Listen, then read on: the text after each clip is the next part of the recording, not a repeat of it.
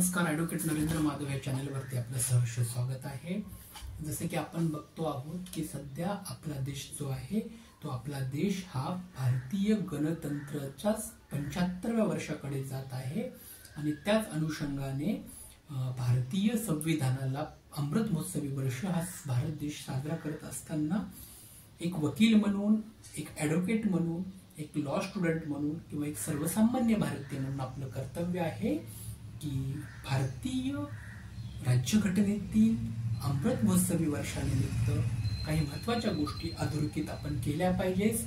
त्याच अनुषंगाने आजचा व्हिडिओ आम्ही बनवत आहोत। विषय एवढाच आहे की भारतीय राज्यघटनेसमोरील असणाऱ्या आव्हाने या विषयाला अनुसरून आज आम्ही आपल्यासमोर काही गोष्टी बोलणार आहोत, त्या ठिकाणी अधोरेखित करणे आवश्यक आहे। पहिली गोष्ट अशी आहे की भारतीय राज्यघटनेच्या विचाराने, नियमावलीने भारत देशाच्या कल्याणकारी राज्याची रूपांतर आपल्याला झालेलं पाहायला मिळते की कल्याणकारी राज्याची जी उद्दिष्ट आहे ती उद्दिष्टाची परिपूर्तीच भारतीय राज्यघटनेच्या अनुषंगाने झालेली आपल्याला पाहायला मिळते। हे अगदी महत्त्वाचं आहे। चॅनल आपल्याला आवडत असेल तर नक्कीच लाईक आणि सबस्क्राईब करा, कारण आपण संपूर्ण वैचारिक गोष्टी, फुले आंबेडकरी विचारसरणी, त्याचबरोबर भारतीय राज्यघटनेतील अनुषंगाने असणाऱ्या सर्व गोष्टी, कायदेविषयक घडामोडी, न्यायालयीन प्रक्रिया सगळ्यांचा संपूर्ण आढावा या चॅनलच्या माध्यमातून आपण घेणार आहोत। तर तुम्ही पण नक्कीच लाईक आणि सबस्क्राईब करायला अशी अपेक्षा बाळगूया। तर आपण जे काही आव्हाने बघणार आहोत भारतीय राज्यघटनेतील 75 वर्ष जे काही अमृत महोत्सवी वर्ष आपण साजर करत आहोत, या अमृत महोत्सवी वर्षानिमित्ताने भारतीय राज्यघटनेसमोर कोणकोणते आव्हाने आहेत आणि त्याला आपल्याला कशा पद्धतीने सामोरं जायचं आहे हे आपण या ठिकाणी लक्षात घेतलं पाहिजे। तर मी जसं पहिल्यांदा सांगितलं की भारतीय राज्यघटनेच्या विचाराने व नियमावलीनेच या देशाचे कल्याणकारी राज्यामध्ये रूपांतर झालेले आपल्याला बघायला मिळते। परंतु आज भारतीय प्रजासत्ताकाचा अमृत वर्षी साजरा करत असताना आपल्याला काही महत्त्वाच्या गोष्टी अधोरेखित कराव्या लागतील।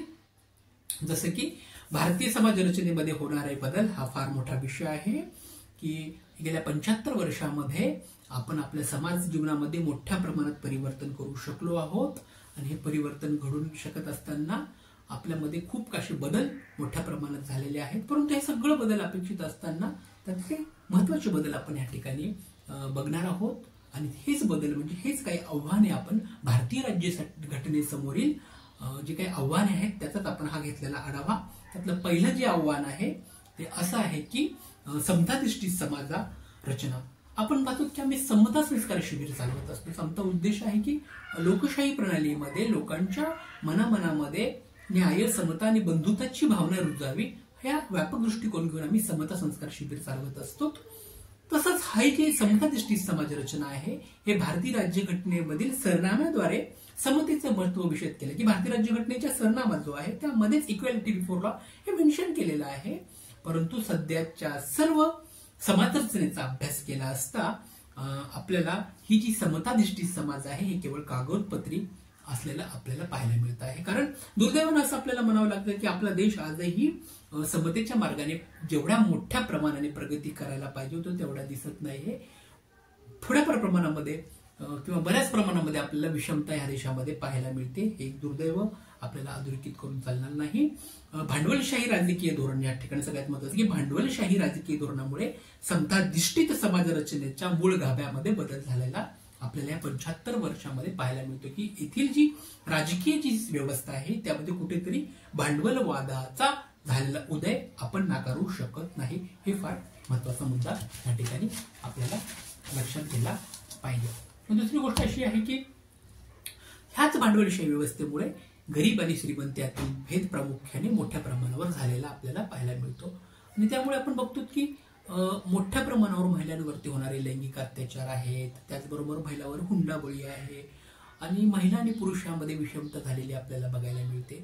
हे सगळे घटक जे आहेत ते एकीकडे असणारी आपली भांडवलशाही राज्यव्यवस्था आणि त्याचा मूळ गाभा समताधिष्ठित समाजावर झालेला दिसून येतो। म्हणून समता जर प्रस्थापित करायची असेल तर आपण भांडवलवादाचं विकेंद्रीकरण करून गरिबीतील गरीब लोकांना ह्या समतेच्या मार्गाने प्रगती केलेली आपल्याला बघायला पाहिजे असेल तर आपल्याला समताधिष्ठित समाज रचनेचा विचार केला पाहिजे।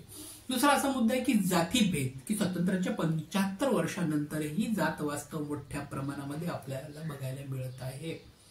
जाती अंताची लढाई ही फक्त भाषणापुरतीच मर्यादित आहे असं आता दुर्दैवानं म्हणावं लागत आहे. की भारतीय राज्यघटनेमध्ये कायद्यासमोर सगळे समान आहोत हे जरी लिहिले असले, की कायद्याजवळ सगळे समान आहोत, जातीभेद नाही असे भारतीय राज्यघटनेमध्ये लिहिले असले तरीही जात वास्तव आज भारतीय समाज व्यवस्थेमध्ये मोठ्या प्रमाणामध्ये आपल्याला पाहायला मिळतं. किंबहुना राजकीय नेतृत्वाने मोठ्या प्रमाणावर जात वास्तवाचं ध्रुवीकरण किंवा जात वास्तवाचं मोठ्या प्रमाणावर सादरीकरण केलेलं आपल्याला बघायला मिळतं आहे. अगदी दुर्दैवानं म्हणावं लागेल, हे आपल्याला नाकारता येणार नाही. भारतीय राज्यघटनेचे शिल्पकार भारतरत्न डॉक्टर बाबासाहेब आंबेडकरांनी भारतीय घटनेमध्ये संपूर्ण जाती अंताच्या लढाईचे मूळ आणि सार कायद्याद्वारे मेन्शन केलेले आहे. भारतरत्न डॉक्टर बाबासाहेब आंबेडकरांची संकल्पना अशी होती की या देशामध्ये समता प्रस्थापित झाली पाहिजे, विस्थापित, शोषित, वंचित, गरीब घटकांना त्यांचा मूळ हक्क प्राप्त झाला पाहिजे. म्हणूनच भारतीय राज्यघटनेची निर्मिती करत असताना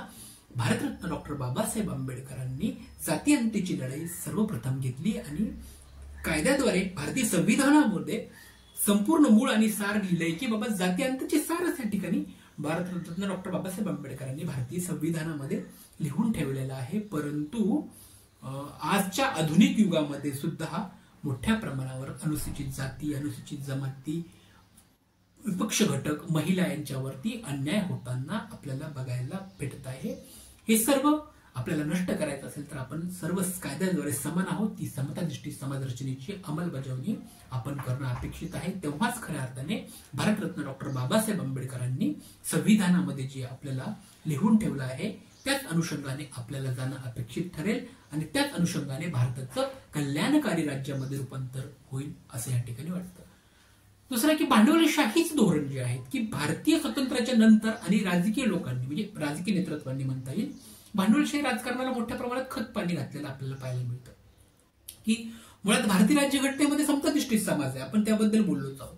गरीबातील गरीब उपेक्षित घटकांना ह्या मुख्य प्रभावात यावा अशा सगळ्या तरतुदी भारतीय राज्यघटनेमध्ये असताना सुद्धा येथील राजकीय जे नेतृत्व आहे ते राजकीय नेतृत्व दुर्दैवाने भांडवलशाही धोरण घेऊन जन्माला येऊ पाहत आहे आणि त्याच प्रमाणामध्ये मोठ्या प्रमाणामध्ये गरीब आणि श्रीमंत यामधील दरी झालेली आपल्याला पाहायला मिळते. गरीबातील गरीब हा गरीबच राहतोय आणि श्रीमंताकडे मोठ्या प्रमाणावर ते पैसा संपत्ती मोठ्या प्रमाणामध्ये येऊ पाहते. म्हणजे श्रीमंत आणि गरीबातील जी दरी आहे ती दरी भांडवलशाही धोरणाची असणारी राजकीय भूमिका या अनुषंगाने हे पाहायला येतं असं दुर्दैवानं म्हणावं लागेल. अजून एक मुद्दा या ठिकाणी आपल्याला बघता येईल की दुसरं एक आव्हान आहे भारतीय राज्यघटनेतील अमृत महोत्सवानिमित्ताने की खाजगीकरणाचे जे धोरण आहे ते या राजकीय नेतृत्वाचं ते अत्यंत धोकादायक असं आहे की खाजगीकरणाच्या धोरणामुळे भारतीय राज्यकर्त्यांनी अंगीकारल्यामुळे मूलभूत हक्काचीच जी मागणी आपण सरकारकडे करतो की ज्यावेळेस एखाद्या माणसाच्या मूलभूत हक्काचं हनन झालं तर कोर्टाकडे जाऊन तो मूलभूत हक्क मांडण्याचा जो अधिकार आहे मग कोर्ट सरकारला सांगत असायचं, सरकारी पक्षाला सांगत असते की बाबा त्याचं त्या व्यक्तीचं मूलभूत हक्काचं हनन झालेलं आहे, त्या अनुषंगाने तुम्ही काहीतरी स्टेप्स घ्या, प्रिकॉशनरी मेजर्स घ्या असं कोर्टानं सांगितलेलं असायचं. परंतु संपूर्णपणे खाजगीकरण झाल्यामुळे कुठेतरी शोषित, वंचित, गरीब यांच्या मूलभूत हक्कावरच कुठेतरी गदा येऊ पाहत आहे. हे आपल्याला नाकारता येणार नाही. खाजगीकरणामुळे भांडवलवादाचा जन्म झालेला आपल्याला बघायला मिळतो आहे. त्याचबरोबर आदिवासी, जे अनुसूचित जाती आहेत, अनुसूचित जमाती आहेत, वंचित आहेत, महिला आहेत, ह्या सगळ्यांना कधी न्याय भेटेल का हा एक प्रश्न आता आपल्या समोर मोठ्या प्रमाणामध्ये निर्माण झालेला आहे. कारण भारतीय राज्यघटने प्रत्येक उपेक्षित घटकांना न्याय मिळावा असं जरी मेन्शन केलं असताना, असं जरी सांगितलं असताना खाजगीकरणाच्या धोरणामुळे कुठेतरी वंचित घटकांवरती अन्याय होताना आपल्याला बघायला मिळत आहे. हे देखील एक आव्हान भारतीय राज्यघटनेतील गणतंत्राचे जे आपण अमृत महोत्सवी वर्ष सादर करत आहोत त्याला बघायला मिळत आहे. दुसरं एक आव्हान आहे की कल्याणकारी राज्याची संकल्पनेला आता कुठेतरी उतरती कळायला लागते. आपल्याला बघत येतं की कल्याणकारी जी राज्यघटना आहे, जे कल्याणकारी राज्य जे आहे त्याला आता थोड्या प्रमाणामध्ये उतरती कळायला लागलेली आहे की कल्याणकारी राज्य जी भारतीय राज्यघटनेतील महत्वाची संकल्पना आहे आणि ही कल्याणकारी राज्य संकल्पनेतून हा देश चालत असतो. परंतु आज संविधानाचा अमृत महोत्सवी साजरा करत असताना या कल्याणकारी राज्यघटनेलाच किंवा कल्याणकारी जी राज्य संकल्पनेलाच कुठेतरी उतरती कळा लागलेली आपल्याला बघायला मिळते. असं का बरं व्हावं?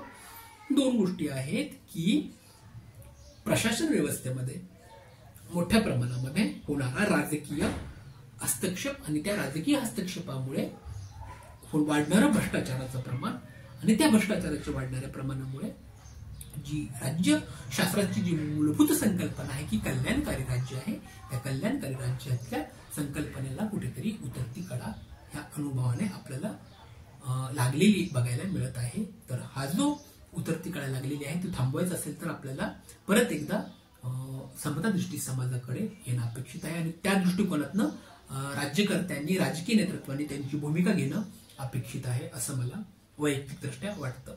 म्हणजे की स्वायत्त संस्थेचे जे स्वातंत्र्य आहे तेही मोठ्या प्रमाणामध्ये धोक्यात आलेलं आहे की भारतीय समाज रचनेमध्ये जो सामाजिक शास्त्राचा अभ्यास केला असता इथे विविध अशा जाती, धर्म, पंथ या सगळ्यांना एकत्रित करून हा देश गुण्या गोविंदाने नांदलेला आपल्याला बघायला मिळतो. परंतु ही जी समाज व्यवस्था आहे टिकून ठेवण्यासाठी तशीच एक प्रकारे न्याय व्यवस्था, तशीच एक प्रशासन व्यवस्था असावी आणि प्रशासन व्यवस्थेपासून न्याय व्यवस्था ही राजकीय हस्तक्षेपापासून वेगळी असावी.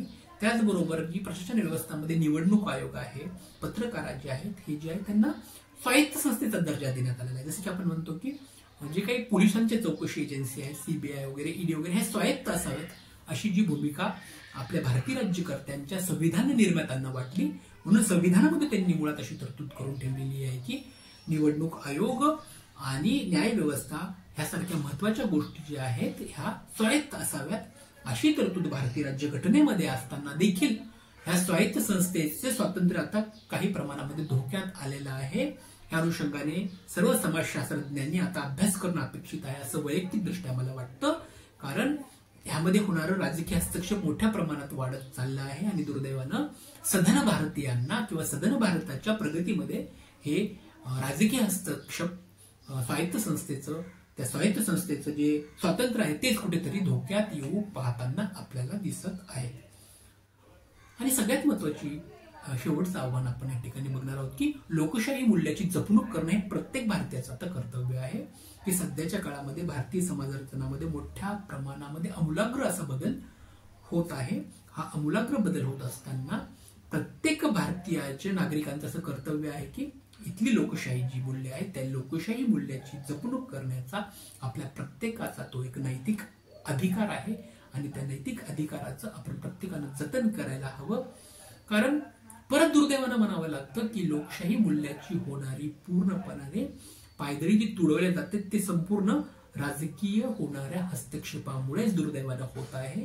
त्यामुळे हे जे लोकशाही मूल्य व्यवस्था आपल्याला टिकवायची असेल तर एक आव्हान म्हणून आपल्याला हे सर्व गोष्टी समजून घेणं आणि ती लोकशाही मूल्य व्यवस्था टिकवण्यासाठी समाज घटकामध्ये याची जाणीव जागृती निर्माण करणं हे प्रत्येक सजग नागरिकाचं कर्तव्य आहे. त्यामुळं भारतीय राज्यघटनेतील 75 वर्ष पूर्ण झाल्यानिमित्ताने आपण जो अमृत महोत्सवी वर्ष ह्या 26 जानेवारी 2025 ला साजरा करत आहोत त्या निमित्ताने प्रत्येक भारतीय राज्यघटनेच्या नागरिकाचे हे कर्तव्य आहे की त्यांनी आपल्या लोकशाही मूल्याची जपणूक मोठ्या प्रमाणात करावी, ती जतन करावी. कारण त्याचमुळे हा देश पुढे टिकून राहील अशी अपेक्षा या ठिकाणी प्रत्येकाकडून आपण करायला हरकत नाही. व्हिडिओ तुम्हाला आवडला असेल तर नक्की लाईक करा, सबस्क्राईब करा. धन्यवाद.